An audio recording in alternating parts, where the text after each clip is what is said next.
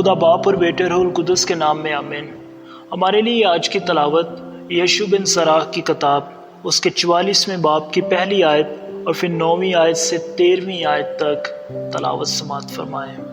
آؤ ہم پشت پشت کے مطابق ان کے دیندار اشخاص یعنی اپنے اجداد کی تعریف کریں، اور ان میں سے بعض بے یادگار رہے اور یوں ہلاک ہوئے گویا کبھی تھے ہی نہیں، اور یوں ہو گئے گویا کبھی پیدا نہ ہوئے، اور یوں ہی ان کے بعد ان کی اولاد بھی، لیکن یہ دیندار آدمی تھے اور ان کی نیکی باطل نہ ہوگی۔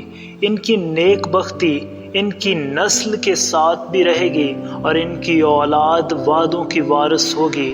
ان کی نسل اور بعد ازاں ان کی اولاد بھی انہی کی خاطر احکام پر قائم رہے گی، اور ان کی نسل اب تک ہمیشہ رہے گی اور ان کی عزت نہ مٹے گی۔ کلام اقدس کے پڑھے اور سنے جانے پر خدا کی برکت ہو۔